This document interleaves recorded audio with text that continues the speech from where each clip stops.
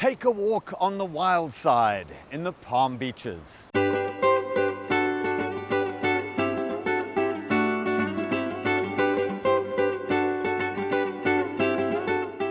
Ecotourism is big business in Palm Beach County. From lions to loggerheads, our resident wildlife population is one of the things that makes the Palm Beaches a special place to visit. Aquatic adventures let you see our majestic sea turtles and tropical fish in living color, while our zoos, wildlife parks and natural areas give you an up-close look at everything from rhinos to alligators. It is here that nature is on full display.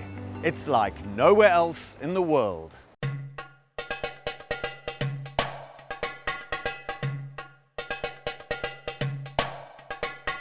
As one of the largest counties east of the Mississippi, we have lots of room to explore the wild animal encounters that are seemingly endless in the Palm Beaches.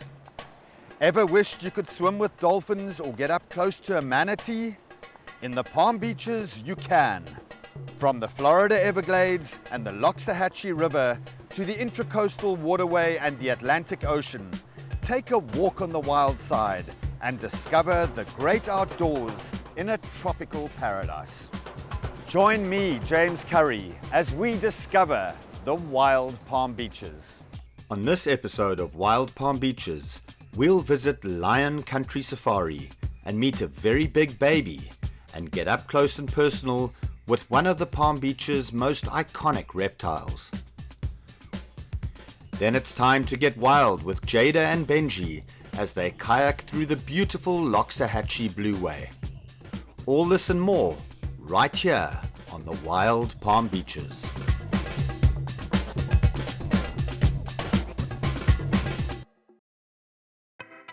The Wild Palm Beaches is brought to you by Discover the Palm Beaches. Lion Country Safari is a big part of the Wild Palm Beaches. Let's see what's new at this incredible facility.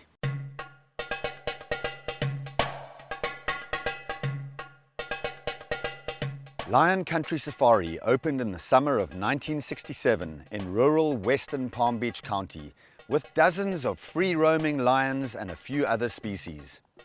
The drive-through safari park is believed to be the first cageless zoo in the country, introducing a new concept in zoology and bringing the experience of an African game park to families who would otherwise not be able to experience an African safari. The Palm Beaches proved to be an ideal location for the park due to its year-round tropical climate, plentiful land, a growing population, and tourists who visit from all over the world. Lion Country Safari is a leader in Palm Beach County's tourism industry, offering a unique and affordable opportunity to enjoy the largest drive-through safari in Florida.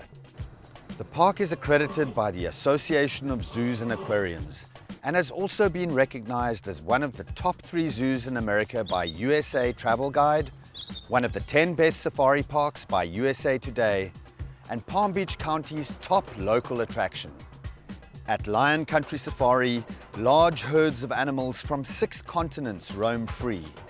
Over 1,000 wild animals, including lions, wildebeest, giraffe, the largest herd of zebras on record in North America, ostrich, chimpanzees, and rhinos, call Lion Country Safari home and roam wide-open, naturalistic habitats.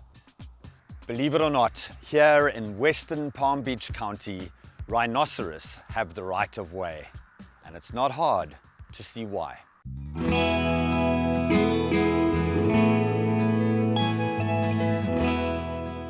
This afternoon we're here at what best can be described as the maternity ward at Lion Country Safari. And when I say maternity ward, I'm referring to white rhinos, because here we've got Mother Bloom, who's 22 years old, and we've got her 2-week-old young calf called Josh.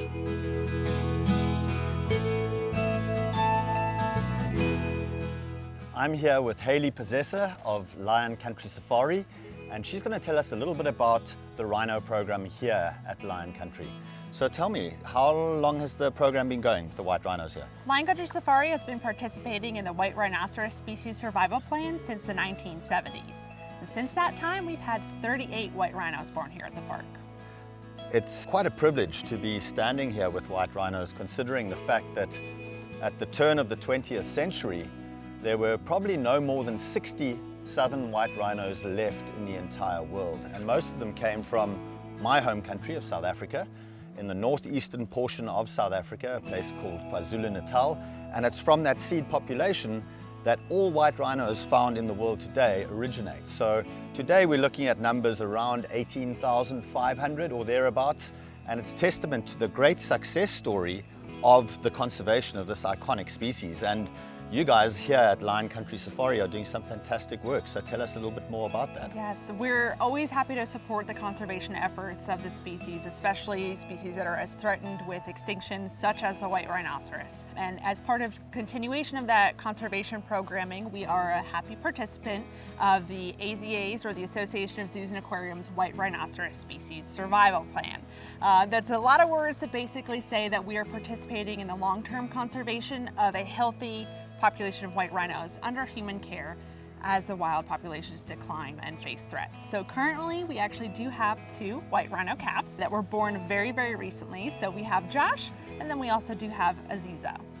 That's great, and I believe that Bloom is not a first-time mother, is she? She's not. Bloom has been a wonderful participant of the species survival plan, especially since her genetics are considered underrepresented in the population. So that makes her contributions even more valuable. And this is actually, Josh is her 5th calf that she's had. And there's nothing cuter than a baby white rhino. You know, people often think, oh, how can a rhino be cute? But look at this little guy and have a look at his facial features and his antics. They're really playful, and when you see a baby white rhino in the field, especially the young males, they get really boisterous.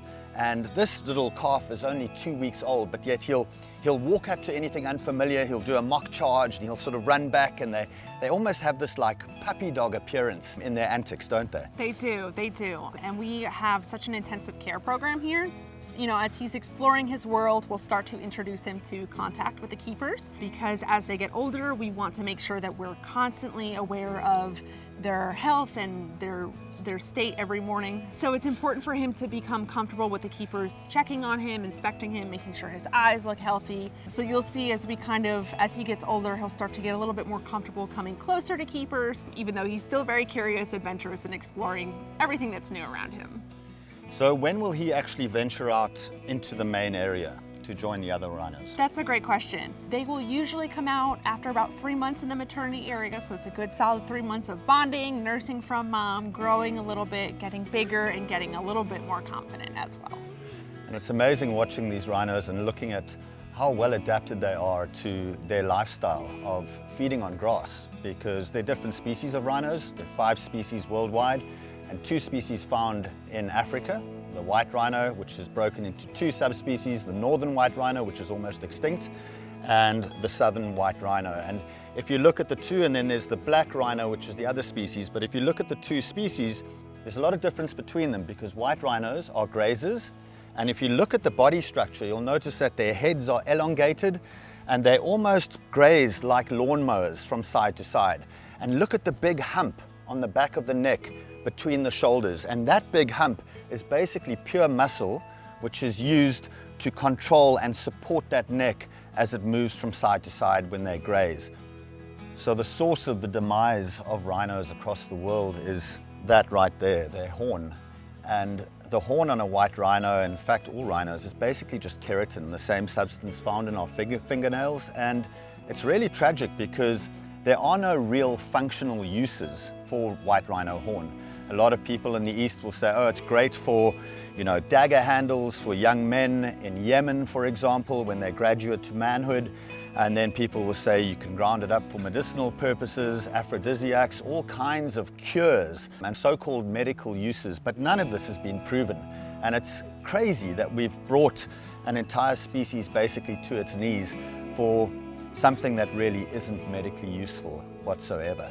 And we're very privileged here in the Palm Beaches to witness the recovery of incredible species like southern white rhino and the great work that you are all doing here at Lion Country Safari, ensuring that if white rhino, God forbid, do go extinct in the wild, we have a great population of them here in captivity where we can replenish those stocks that become extinct.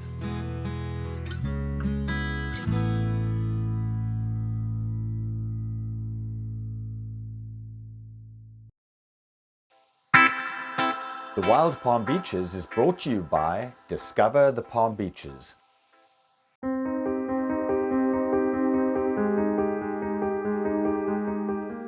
It might be hard for someone to understand how beautiful and majestic the alligator is as a creature, unless you have actually seen one. It's impressive. You feel awestruck that something so big and something so prehistoric still exists today. The alligator has a long history as a Florida icon. American alligators were once considered almost extinct. By the 1950s, endless hunting had almost wiped out the wild population. By the 1980s, the population managed to recover, and gators were removed from the endangered species list. The American alligator is known as the largest reptile in North America and is the official state reptile of Florida. Alligators are an apex predator and appear in multiple places around the continental United States, but they're most predominantly known for living in Florida because of the Everglades ecosystem and a large number of swamps. Let's get one thing straight. Alligators and crocodiles are not living fossils. However, that doesn't stop people from referring to them as such, and why wouldn't they? They look like something that crawled out of the prehistoric era. Here in the Palm Beaches, alligators rule the waterways.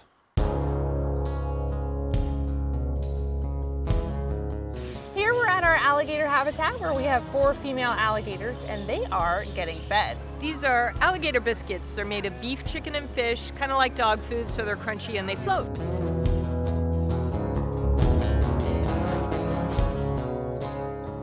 Now, as the food hits the water, you might notice they're able to pretty well pinpoint where that food is hitting. Alligators have all over their jaws what are called integumentary sensory organs, or basically nerve endings, that are super sensitive to vibrations in the water or any splashing. So it's usually helpful to locate prey that's swimming or splashing around, and also really helpful to locate their food here as well. So they're able to get a really good idea of where that food is without really even seeing it. Alligators have about 70 to 80 teeth in their mouth at any one time, and they're constantly losing and regrowing those teeth. They also have extremely strong jaws, with them registering as having over 2,000 pounds per square inch of pressure behind their jaws. So that makes them really great predators. They're also pretty quick. They can swim pretty quickly when they want to, but since they are cold-blooded and they're reliant on warming up in the sun to increase their temperature, they try to not expend energy if they don't have to. So Florida is in the native habitat range of alligators, and alligators do enjoy slow-moving fresh water, so that could be lakes, ponds, canals, slow-moving rivers and streams, and they actually live throughout the state of Florida. Now, alligators used to be on the brink of extinction until they were put on the endangered species list when the Endangered Species Act was passed, and thanks to those protection efforts, they've actually come back, and they have a pretty numerous population with about 1 to 2 million alligators here in the state of Florida alone. Now, even though their population is much higher than it was in the past, they are still protected as a keystone species, since the gator holes that they create are really important to the environment, especially here when we experience drought in Florida. And they are also very similar in appearance to the American crocodile, which is endangered. So by protecting both the alligator and the crocodile, we avoid any confusion. Now, there's a couple cool ways to tell an alligator apart from a crocodile, and some of the best ways are to look at their head, in particular their snout shape or their smile. Now, alligators tend to have a much more rounded snout here in the state of Florida with the American alligator, so it's kind of what we refer to as a U shape, whereas a crocodile will have a much more narrow snout, which is a little bit more like a V. Now, if you're also looking at the alligator from the side while their mouth is closed, you'll only see the top teeth on an alligator. On a crocodile, you'll actually see both top and bottom teeth interlocking, mouth closed or open. Well, thank you so much, Haley. That was an absolute pleasure to go around Lion Country Safari with you. Your knowledge is amazing, so thanks for having us. Absolute pleasure. Happy to have you here.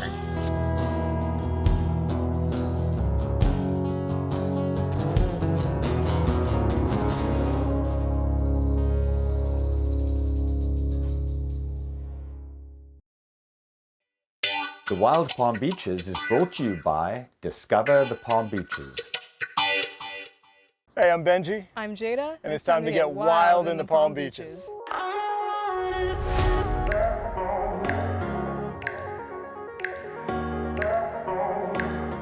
Morning, everybody. I'm Benji Studt with Palm Beach County's Environmental Resources Management. I'm here with Jada. Hello. And we are out at the Loxahatchee Slough Natural Area. This is the county's largest natural area in the Palm Beaches. And today we're going to go explore the Loxahatchee Blueway. Awesome. So the Loxahatchee Blueway is the paddle trail here at Loxahatchee Slough. This is so special, this opportunity, because it highlights why the Palm Beaches are so special, right? So it's the proximity of this amazing kind of blackwater Everglades swamp that we're going to paddle through, because only about 15 minutes to the east is the blue water of the Gulf Stream. And so today we're going to go check out Loxahatchee Slough. We're going to see what feeds these amazing estuaries they call the Palm Beaches home, and we're going to find out why it's called the Wild Palm Beaches. Let's go.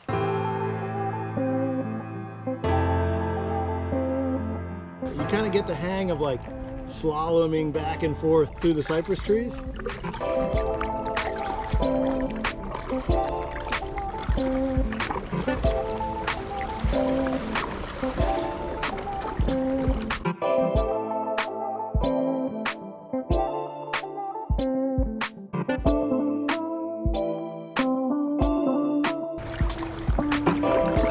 Oh, you gotta check in, Jada. Your little praying mantis is still there.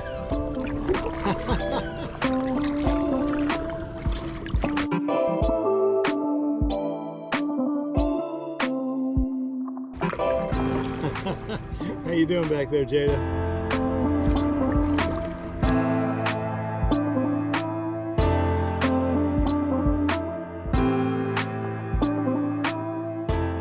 So Jada, we're kind of like almost halfway into this paddle, at least to where we're going to get to, and then we've got to come back. But I mean, what have you seen so far?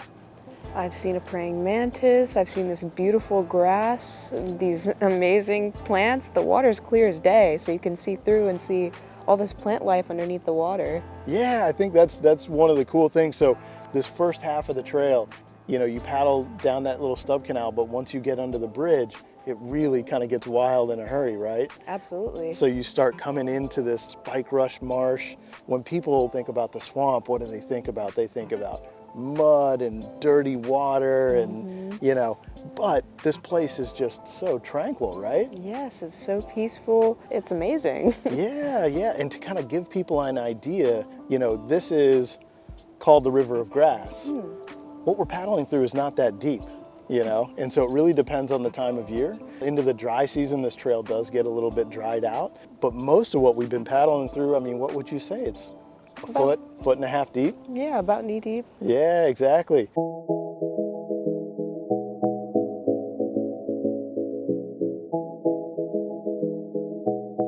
All right, Jada, so we're halfway, kind of like halfway to the end point of the trail, but only about a quarter of the way if we're gonna do the whole thing, because once you get to the end, to Anhinga Island, you gotta turn around and come back. But we're at this portage. So this is the only portage on the trail here on the Loxahatchee Blueway. But the reason this portage is here is because we're portaging over kind of one of these higher hammock islands that happen in this slough system. So this is this expansive river of grass, right?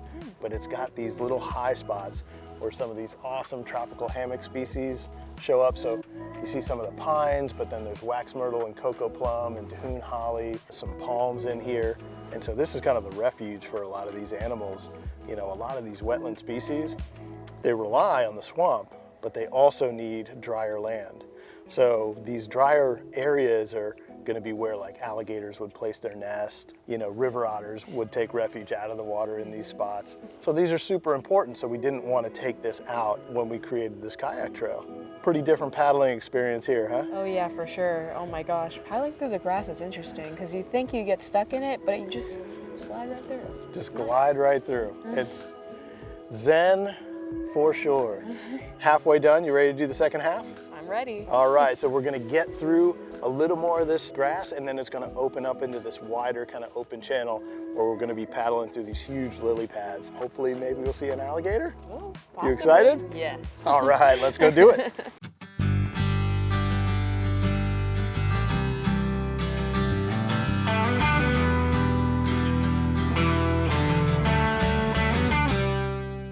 The Loxahatchee Slough Blue Way in Loxahatchee Slough Natural Area.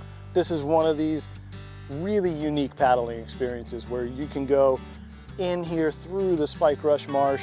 You really can't replicate it between here and the Everglades. It's also one of these places that's really remote, really fast. So if you have your own equipment, your own kayaks, canoes, it's one of the best places where you can come and really get away from it all really quickly. You're gonna see almost nobody on this trail. So Jada, the Loxahatchee Blue Way, what do you think? This is truly the wild Palm Beaches. Yes.